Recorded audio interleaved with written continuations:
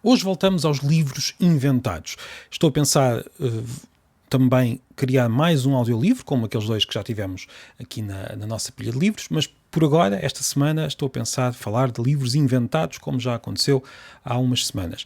E hoje, na verdade, queria inventar, ou queria que aparecesse, e se alguém conhecer, por favor, diga-me, um livro sobre os dois aeroportos de Lisboa, sobre as aventuras que estes dois aeroportos de Lisboa proporcionaram, aquilo que acontecia nesta cidade que tinha dois aeroportos muito perto um do outro, e com uma avenida no meio, exatamente. Se calhar hoje é pouco conhecido esta parte da história da cidade, mas é o que acontecia.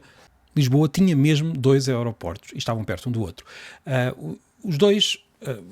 Bem, um deles é conhecido. Um deles é o aeroporto da Portela, que ainda hoje existe, tem outro nome, aeroporto Humberto Delgado, mas nem foi sequer o primeiro a ser criado. Antes deste e do outro que eu vou falar, os aviões que existiam, os poucos que existiam, aterravam numa base em Alverca, salvo erro. Olha, em 1938, não havia nenhum aeroporto dentro de Lisboa, em 1938 foi criado o aeroporto marítimo de Cabo Ruivo, nessa zona da cidade chamada Cabo Ruivo. Este aeroporto não foi, era apenas quase umas instalações provisórias, onde a Panam americana aterrava os seus aviões. No início dos anos 40, já durante a Segunda Guerra Mundial, foi completado com a criação, por exemplo, da Doca dos Olivais, que ainda hoje existe. E, em simultâneo, por essa altura em que este primeiro aeroporto foi completado, foi criado o aeroporto terrestre da Portela, que é aquele que ainda hoje existe, depois do primeiro ter sido desativado. Este aeroporto terrestre da Portela, entretanto, perdeu o nome de terrestre, porque já não era preciso fazer uma distinção entre aeroporto marítimo e terrestre. Às vezes acontece isto, os nomes estão a distinguir alguma coisa, quando a distinção desaparece podemos retirar. Eram estes os dois aeroportos de Lisboa que funcionavam mais ou menos em conjunto e estavam perto um do outro. Se hoje nós formos à Doca dos Olivais, onde está o oceanário, se calhar a maior parte das pessoas pensa que aquilo era uma doca para barcos, para embarcações. Mas não, era mesmo uma doca para aviões. Aquilo é uma parte de um aeroporto antigo que está desativado. A Panam, a velha companhia aérea norte-americana, usou aquele aeroporto como base principal para os voos transatlânticos até 1945. Os aviões não conseguiam fazer o que fazem hoje, estamos a falar ainda de aviões a hélice. Os aviões transatlânticos tinham de chegar à Europa e conseguiam chegar aqui a este cantinho da Europa, aterravam no Tejo, estacionavam na Doca dos Olivais e depois as pessoas iam até o aeroporto terrestre.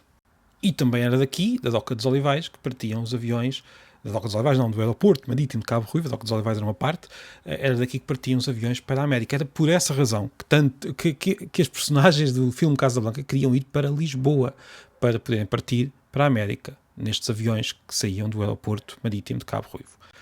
Entre os dois aeroportos, entre o aeroporto marítimo de Cabo Ruivo e o aeroporto terrestre da Portela, que estavam próximos, nós tínhamos a avenida entre aeroportos, que ainda hoje existe e que se chama Avenida de Berlim. Esta avenida era uma avenida que ligava os dois aeroportos de Lisboa, que funcionavam em conjunto. Os hidroaviões aterravam no Tejo, as pessoas saíam, iam até o aeroporto terrestre e partiam daí para o resto da Europa. Ou então, claro, chegavam do resto da Europa, aterravam no aeroporto terrestre, iam pela avenida entre aeroportos abaixo, até chegar ao aeroporto marítimo, onde partiam para a América. Era um processo curioso, nós tínhamos dois aeroportos na mesma cidade, ou seja, já tivemos aquilo que hoje andamos há não sei quanto tempo a tentar ter outra vez, embora por razões diferentes. Agora, que livro é que eu imagino para estes dois aeroportos? Sinceramente não sei, se alguém quiser comentar pode-me dizer o que é que está a pensar. Podia ser um romance, podia ser um livro de história, podia ser um livro de fotografias, existem várias fotografias destes aviões no Tejo.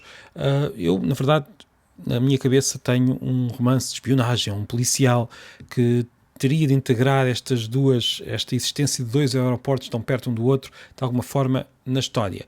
E também esta ideia de ter um avião a fazer escala em Lisboa e a mudar de aeroporto, ou seja, não era o avião em si, mas as pessoas tinham de mudar de aeroporto naquela escala para mudar de tipo de avião, é também muito curiosa. Mas se calhar seria mais interessante simplesmente, e se existir, eu não conheço, mas se existir algum livro deste tipo sobre estes aeroportos, por favor, digam-me, se alguém conhecer. Já aconteceu em episódios anteriores, num dos episódios eu falei de uma história do telefone que poderia existir, e alguém me disse que existia uma história escrita por António Gedeão, e que eu encontrei, e tenho aqui, e já estive a ler. Portanto, às vezes acontece isto, temos estas surpresas, mas se existir esta história, por favor, digam, mas poderá ser um livro de história. Estes dois aeroportos tiveram, aliás, o aeroporto marítimo de Cabo Ruivo teve um acidente, houve um acidente em que morreram algumas dezenas de pessoas. Nós não sabemos desta história, hoje pensamos, ou melhor, nós conhecemos muitos pormenores da história da cidade, mas se calhar não conhecemos assim tão bem a história dos aeroportos, porque parece-nos sempre uma coisa relativamente recente, quando na verdade os próprios aeroportos e a aviação já têm uma história muito longa e muito, muito interessante. Se quiser ver algumas fotos desse aeroporto e desses aviões, por favor vá a este episódio, mas no YouTube, na versão vídeo, onde eu apresento algumas das fotografias. Se já está no YouTube a ver isto, já agora faço-lhe um pedido, carregue no sino quando assina o canal, mesmo se já tiver assinado o canal, subscrito, como se diz no YouTube, mesmo se já tiver subscrito o canal, carregue no sino para receber as notificações todas. Isto é preciso ir dizendo estas coisas para que as pessoas depois recebam os episódios. Eu estou aqui para aqui a falar e depois gosto que as pessoas ouçam, e é o que tem, felizmente, acontecido. Queria também dizer que, se calhar, vou pensar em mais livros inventados que tenham que ver com alguns aspectos particulares de Lisboa. Esta semana talvez seja esse o tema. Não sei, estou a pensar se conseguirei fazer isso ou não. Porque é difícil, há que investigar um pouco, há que pensar um pouco nisso, e a semana vai ser ainda um pouco pesada, como tem sido. Estamos mesmo no meio do semestre e por isso é preciso ter em conta o tempo que tenho. Já agora, quem me vê também pelo YouTube, estou num sítio um pouco diferente aqui no escritório, porque andámos aqui em pequenas mudanças este fim de semana. Às vezes faz bem para descansar, para descansar a vista e para descansar a cabeça, mudar um pouco o sítio onde nós estamos, mudar a posição das secretárias, das cadeiras e por aí fora. Até podia haver um livro sobre isso, um livro sobre como o próprio ato de mudar alguma coisa nos ajuda no dia-a-dia. Enfim, foi um episódio da pilha de livros para começar a semana. Desejo-lhe uma excelente semana e, como sempre, estou à espera dos comentários e das sugestões. Até amanhã.